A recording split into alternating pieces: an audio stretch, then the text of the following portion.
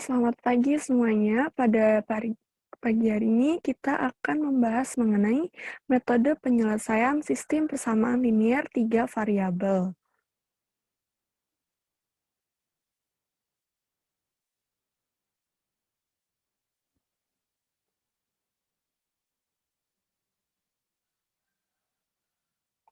Nah, menentukan penyelesaian sistem persamaan linear tiga variabel, itu artinya kita menentukan nilai dari variabel yang belum diketahui, sehingga sistem persamaan linear tiga variabel tersebut bermakna benar. Atau dengan kata lain, kita menentukan penyelesaian dari SPLTV-nya. Nah, sebenarnya apa sih himpunan penyelesaian SPLTV itu? Jadi, himpunan penyelesaian SPLTV adalah suatu himpunan yang beranggotakan semua tripel terurut X, Y, Z yang memenuhi setiap persamaan linear pada sistem persamaan tersebut. Nah, jadi kalau ada soal tentukan himpunan penyelesaian SPLTV dari bla bla bla, nah kita tulis HP-nya seperti ini. HP yang sama dengan kurung kurawal dalam kurung lagi X, Y, Z. Nah, jadi ini merupakan himpunan pasangan terurut dari penyelesaian SPLTV-nya. Nah, metode penyelesaian SPLTV itu ada 3. Yang pertama ada metode substitusi, yang kedua ada metode eliminasi, dan yang ketiga ada metode gabungan, yaitu substitusi dan eliminasi. Kita akan bahas yang pertama, yaitu metode substitusi. Substitusi itu artinya menggantikan. Nah, berarti nanti kita akan menggantikan suatu variabel dari sebuah persamaan ke persamaan lain untuk menentukan suatu penyelesaiannya. Nah, langkah-langkah untuk menyelesaikan SPLTV dengan metode substitusi, itu yang pertama kita pilih salah satu persamaan yang paling sederhana. Kemudian kita nyatakan X sebagai fungsi Y dan Z, atau Y sebagai fungsi X dan Z, atau Z sebagai fungsi X dan Y.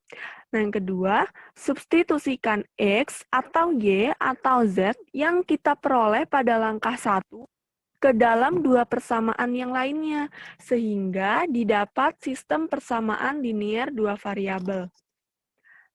Lalu yang ketiga, selesaikan sistem persamaan linear dua variabel yang kita peroleh pada langkah kedua. Nantinya akan diperoleh nilai X, Y, dan Z-nya. Oke, perhatikan contoh permasalahannya. Pada hari Minggu, Mia, Bella, dan Amir pergi ke toko alat tulis bersama karena sedang ada promo. Mereka membeli buku, pulpen, dan penggaris yang sudah tersedia dalam bentuk paket, yaitu paket A, paket B, dan paket C. Mia membeli paket A, Bella membeli paket B, dan Amir membeli paket C. Nah, isi setiap paket adalah barang yang sama, yaitu seperti yang terlihat pada gambar ini ya. Paket A itu ada 3 pulpen, 2 penggaris, dan 3 buku, seharga 60.000. Lalu paket B ada 4 pulpen, 1 penggaris, dan 4 buku dengan harga 70.000. Paket C ada 1, 2, 3, 4, 5, 6 pulpen, 4 penggaris, dan 2 buku seharga 72.000. Nah, sepulang belanja, mereka ingin tahu berapa ya harga satu buah pulpen, harga satu buah penggaris, dan harga satu buah buku. Bagaimana cara menentukannya? Nah, kita tulis dulu informasi yang diketahui pada permasalahan tadi. Informasi yang kita peroleh, paket A itu berisi 3 pulpen, 2 penggaris, dan 3 buku harganya 60.000. Lalu ada paket B berisi 4 pulpen, 1 penggaris, dan 4 buku harganya 70.000. Paket C berisi 6 pulpen, 4 penggaris, dan 2 buku harganya 72.000. Yang ditanyakan harga 1 pulpen, 1 penggaris, dan harga 1 buku. Kita buat model matematikanya, seperti yang kita sudah pelajari pada pertemuan sebelumnya. Kita buat permisalan, yang pertama harga 1 pulpen kita misalkan dengan X. Lalu harga satu penggaris kita misalkan dengan Y. Harga satu buku kita misalkan dengan Z. Lalu informasi yang pertama tadi, paket A berisi 3 pulpen, 2 penggaris, dan 3 buku harganya 60.000.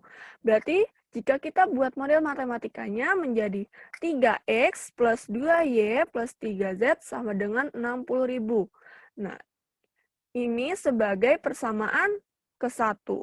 Lalu paket B berisi 4 pulpen, 1 penggaris, dan 4 buku harganya 70.000. Berarti model matematikanya 4X plus Y plus 4Z sama dengan 70.000 sebagai persamaan kedua. Yang ketiga, paket C berisi 6 pulpen, 4 penggaris, dan 2 buku harganya 72.000. Berarti jika kita buat model matematika, 6X plus 4Y plus 2Z sama dengan 72.000 sebagai persamaan yang ketiga. Nah,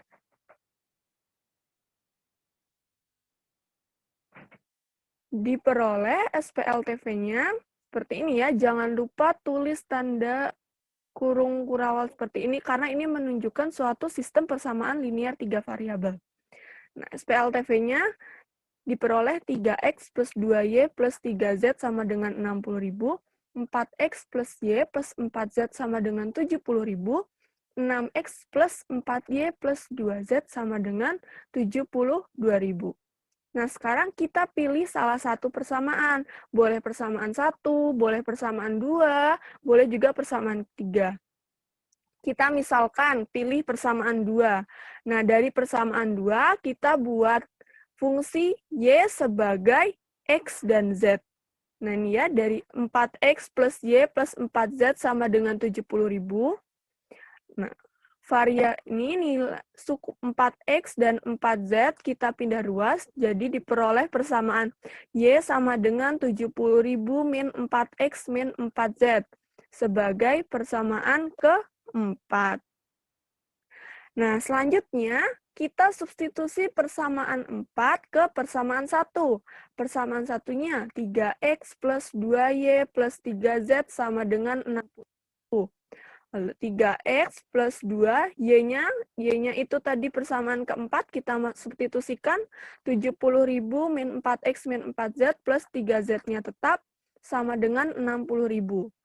Lalu kita uraikan, 3X plus 2 kali 70.000, 140.000, 2 kali min 4X min 8X, 2 kali min 4Z min 8Z plus 3Z sama dengan 60.000. Lalu kita operasikan suku-suku yang sejenis, 3X min 8X min 5X, min 8Z plus 3Z min 5Z. 140.000 kita pindah ke ruas kanan sehingga bernilai negatif, 60.000 min 140.000 min 80.000. Kedua ruas kita kalikan 1/5, sehingga diperoleh X plus Z sama dengan 16.000.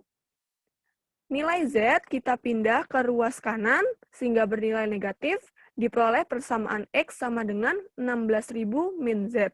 Nah, ini kita misalkan sebagai persamaan kelima. Selanjutnya, dari persamaan 5 itu, nah substitusi persamaan 5 ke persamaan 3. Persamaan 3-nya berapa tadi? 6X plus 4Y plus 2Z sama dengan 72.000. Nilai X-nya itu diperoleh dari persamaan 5 tadi, 16.000 min Z, plus 4Y plus 2Z sama dengan 72.000. Kita uraikan, 6 kali 16.000, 96.000, 6 kali min Z sama dengan min 6Z, plus 4Y plus 2Z sama dengan 72.000. Kita operasikan suku-suku yang sejenis. Min 6Z plus 2Z itu min 4Z plus 4Y. 96.000-nya kita pindah ke ruas kanan sehingga bernilai negatif. 72.000 min 96.000 hasilnya min 24.000. Kedua ruas kita kalikan dengan 1/4 sehingga diperoleh min Z plus Y sama dengan min 6.000. Min Z kita pindah ke ruas kanan sehingga diperoleh persamaan Y sama dengan Z min 6.000. Nah, persamaan ini kita misalkan sebagai persamaan ke-6. Selanjutnya, substitusi persamaan 5 ke persamaan 4. Persamaan 4 tadi, Y sama dengan 70.000 min 4X min 4Z.